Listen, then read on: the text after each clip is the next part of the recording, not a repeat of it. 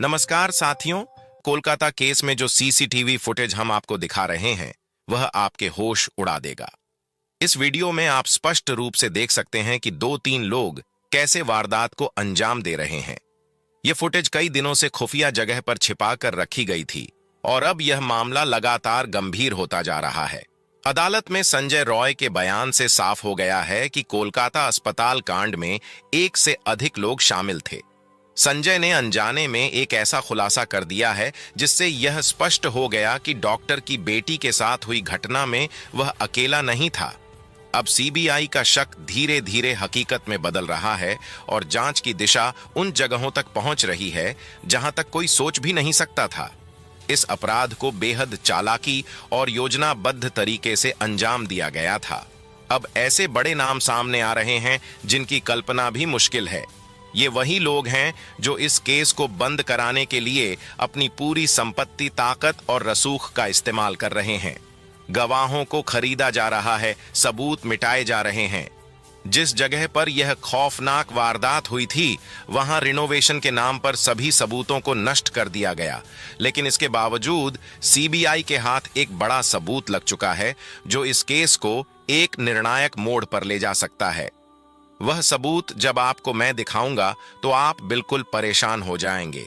अब यह साफ होने लगा है कि डॉक्टर बेटी के साथ बेरहम में तकरीबन 7 लोग शामिल थे। एक भयंकर खुलासे में बताया गया कि करीब 7 लोगों ने शराब पी, फिर उन्होंने पीड़ित के हाथ कसकर पकड़े, उसे मारा और उसके साथ वह काम किया। दोस्तों, ऐसा लगता है कि यह सारा काम करते समय बाहर भी कई लोग ऐसे थे जो देख रहे थे कि कोई बाहर से आना जाए। खुलासे में यह भी दावा किया गया कि 7 लोगों में से 2 ने महिला की टांग पकड़कर जरास की तरह बाहर कर दी।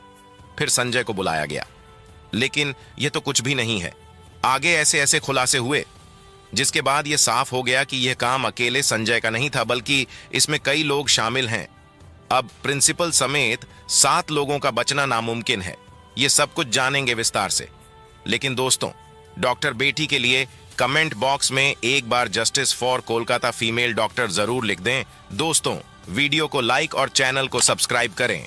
जिसने यह अंजाम किया है उसकी कड़ी से कड़ी सजा मिलनी चाहिए। आपको क्या लगता है, कौन सी सजा मिलनी चाहिए? फांसी या फिर इससे भी बढ़कर और कुछ? हमें कमेंट सेक्शन में जरूर बताएं। दोस्तों, अदालत में संजय ने वह कबूल कर लिया है जिसके इंतजार में पूरा भारत मुंह लटकाए खड़ा था। पूरे भारत को यह पता था कि यह काम एक बंदे का नहीं है। यह संदेह अब हकीकत में बदलते हुए दिख रहा है। इस काम में कोई एक नहीं बल्कि तकरीबन 7 लोग शामिल हैं और सब कुछ पूरे तरीके से पीईड न है। इसी कारण से सीबीआई फुल एक्शन में आ गई है और कोलकाता के डॉक्टर बेटी केस में 7 आरोपियों का पॉलीग्राफ टेस्ट शुरू हो गया है। उधर सीबीआई के अनुसार बिना दरवाजे वाले सेमिनार हॉल में डॉक्टर बेटी के साथ जो हुआ, उस बिटिया की चीख किसी को सुनाई क्यों नहीं दी?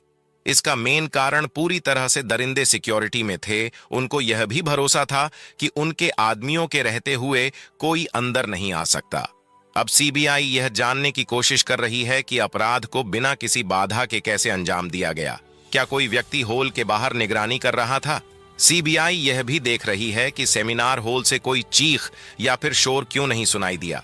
दोस्तों, बाहर किसी को इन सभी तथ्यों से यही साफ होता है कि डॉक्टर बेटी के साथ की गई दरिंदगी सेमिनार हॉल में नहीं बल्कि एक अन्य कमरे में अंजाम दी गई थी। उन्हें उस कमरे में बेरहमी से मारा पीटा गया और जब उनकी सांसें थम गईं, तब उनके शव को सेमिनार हॉल में लाकर छोड़ दिया गया। इसके बाद उनके शरीर को संजय के हवाले कर दिया गया। लेकिन अब संजय ने जो बयान दिया है उससे साफ हो गया है कि वह इस अपराध में अकेला नहीं था, बल्कि इसमें कई और लोग भी शामिल थे। अदालत में संजय रॉय के दिए गए बयान की चर्चा तो हम करेंगे ही, लेकिन उससे पहले आपको सबसे चौंकाने वाले खुलासे के बारे में बताते हैं। इस खुलासे में दावा किया जा रहा है कि इस जघन्य अपराध में 7 लोग शामिल थे। दरअसल सोशल मीडिया पर एक पोस्ट में कहा गया है कि कोलकाता के सर्जिकल मेडिकल कॉलेज और अस्पताल में डॉक्टर बेटी की हत्या संजय रॉय ने नहीं बल्कि अस्पताल के 7 ट्रेनी डॉक्टरों ने की थी और इन ट्रेनी डॉक्टरों ने जानबूझकर संजय रॉय को फंसाने की साजिश रची थी। अब जरा मेरी बात ध्यान से सुनिए, क्योंकि अंत में मैं आपको सारी सच्चाई बता दूंगा। इस पोस्ट में कहा गया है कि इन ट्रेनी डॉक्टरों ने पहले डॉक्टर बेटी के साथ बर्बरता की और फिर उसकी टांगों को उसी क्रूरता से चीर दिया जैसे महाभारत में भीम ने जरासंध का वध किया था। एक्टिविस्ट मधु किश्वर ने सोशल मीडिया प्लेटफॉर्म एक्स पर इस बारे में एक पोस्ट किया, जिसमें उन्होंने अस्पताल में काम करने वाली एक महिला डॉक्टर और उसके दोस्त के बीच हुई फोन कॉल का जिक्र किया। इस बातचीत का ऑडियो भी शेयर किया गया है, जो बंगाली भाषा में है। माना जा रहा है कि इस ऑडियो कॉल से सीबीआई को कई अहम सुराग मिल सकते हैं। ये सुराग कितने गंभीर हैं, यह हम आपको आगे की वीडियो में दिखाते हैं अंत तक। मधु किश्वर के अनुसार इस बातचीत में कहा गया है कि डॉक्टर बेटी एक बहुत ही होशियार स्टूडेंट थी, लेकिन उसे अस्पताल और प्रिंसिपल के कुछ बेहद भयानक राज पता चल गए थे, जिसके कारण उसे धमकियां दी जा रही थीं।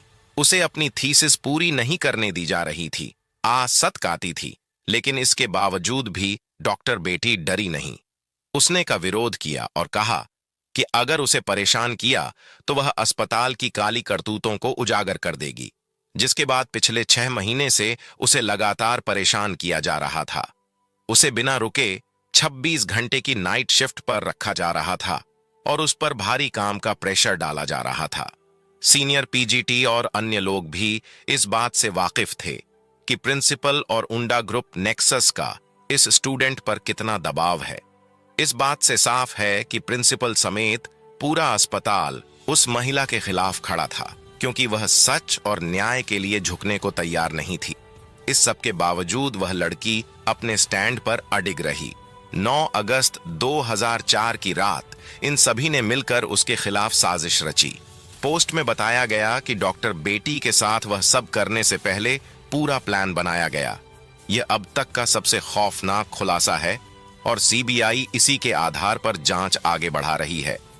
बातचीत में यह भी बताया गया कि पहले कई पीजीटी और सीनियर डॉक्टर सेमिनार रूम में आराम करते थे, लेकिन उस रात पीड़िता को अकेले वहां सोने के लिए कहा गया। कुछ स्टूडेंट्स ने अफवाह फैला दी कि कमरा निर्माण अधीन है और वहां कोई न जा सके, जिसके बाद में सेमिनार हॉल में कोई भी नहीं गया। फोन पर बात कर रही अस्पताल के डॉक्टर ने दावा किया कि घटना से पहले 4 साथी स्टूडेंट्स ने पीड़िता के साथ सेमिनार रूम में डिनर किया था, जिसमें एक लड़की भी शामिल थी। ये चारों सीबीआई के रडार पर हैं और इनका पॉलीग्राफ टेस्ट भी किया जा रहा है। लेकिन इसके बाद पीड़िता को सेमिनार रूम में अकेले सोने के लिए कहा गया।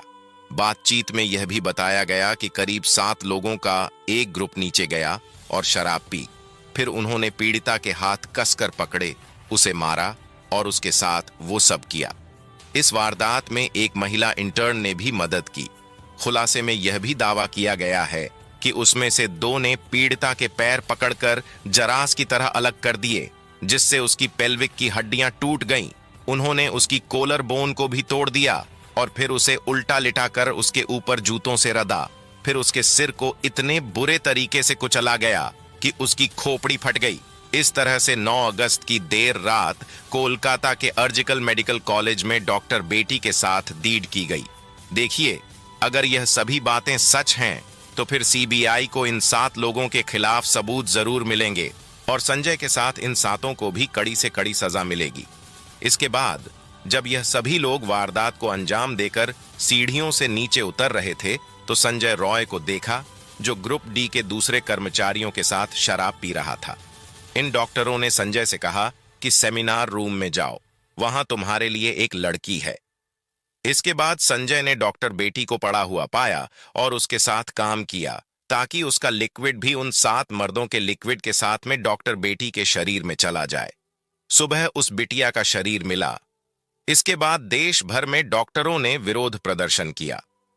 यह ट्वीट सीबीआई की जांच में काफी महत्वपूर्ण होने वाला है।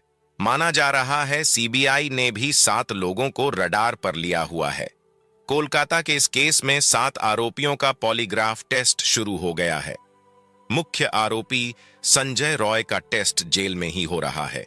इसके अलावा सीबीआई ने आर्जिकल मेडिकल कॉलेज के पूर्व प्रिंसिपल डॉ संदीप घोष, 4 डॉक्टर जो वारदात की रात पीड़िता के साथ थे, और एक वॉलंटियर्स 5 पर ले रखे हैं। इन सभी का पॉलीग्राफ टेस्ट सीबीआई के कलकत्ता ऑफिस में हो रहा है। 8 अगस्त की रात। इन डॉक्टरों में से कुछ ने पीड़िता के साथ डिनर किया था। फिलहाल सीबीआई इन सभी से गहराई से पूछताछ कर रही है, लेकिन अदालत में आरोपी संजय ने एक बयान देकर सभी को हैरान कर दिया है। दरअसल 23 अगस्त को सियालदाह कोर्ट ने संजय को 14 दिन की न्यायिक हिरासत में भेजा। इसी सुनवाई के दौरान संजय पॉलीग्राफ टेस्ट के लिए भी तैयार हुआ। मैजिस्ट्रेट ने संजय से पूछा कि वह पॉलीग्राफ टेस्ट के लिए क्यों तैयार हुआ। इसे लेकर संजय ने कहा, पॉलीग्राफ टेस्ट से साबित होगा कि मैं निर्दोष हूं, मुझे फंसाया जा रहा है। संजय के इस बयान ने बवाल खड़ा कर दिया है दोस्तों।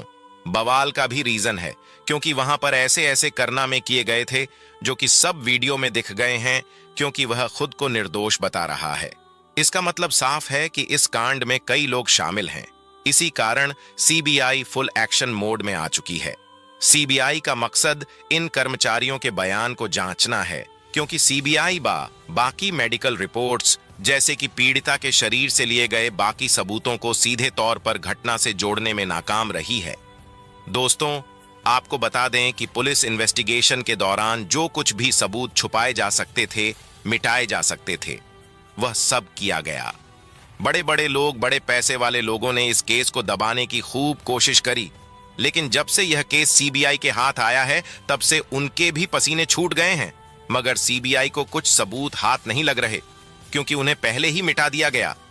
अब सीबीआई जानना चाहती है कि क्या इन चारों डॉक्टरों ने सबूतों के साथ कोई छेड़छाड़ की थी, या फिर यह किसी बड़े षड्यंत्र का हिस्सा थे, क्योंकि पोस्टमार्टम रिपोर्ट इधर उधर करने में प्रिंसिपल समेत यह सभी लोग बेहद माहिर थे। इसी कारण से सीबीआई इस घटना को कई एंगल से जांच कर रही है। आरजी करर अस्पताल के पूर्व प्रिंसिपल संदीप घोष से लगातार पूछताछ की जा रही है, लेकिन वह बार बार अपने बयान बदल रहे हैं। इससे यह साफ होता जा रहा है कि कांड में उसका बड़ा हाथ है। उसके घर पर भी रेड की जा रही है, लेकिन सवाल यही निकल कर आता है कि कौन है इस पूरे केस के पीछे। जो ताकतवर लोग इन अपराधियों को बचाने की कोशिश कर रहे हैं, वे आखिर कौन हैं? क्यों उनका नाम सामने नहीं आ रहा, और कैसे ये लोग अंदर ही अंदर इस केस को दबाने में लगे हुए हैं?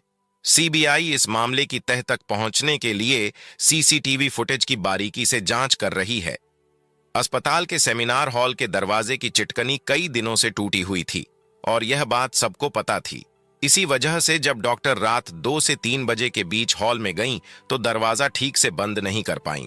लेकिन इसके बावजूद किसी को पता नहीं चला कि अंदर क्या हो रहा है, या फिर सबने जानबूझकर इस घटना को अनदेखा कर दिया। सीबीआई यह भी पता लगाने की कोशिश कर रही है कि सेमिनार हॉल से कोई चीखें क्यों नहीं सुनी गईं, या फिर क्या कोई जानबूझकर उन्हें दबा रहा था। दोस्तों, अगर आप इस केस में न्याय चाहते हैं तो प्लीज इस वीडियो को लाइक करें और कमेंट बॉक्स में जस्टिस फॉर कोलकाता डॉक्टर जरूर लिखें।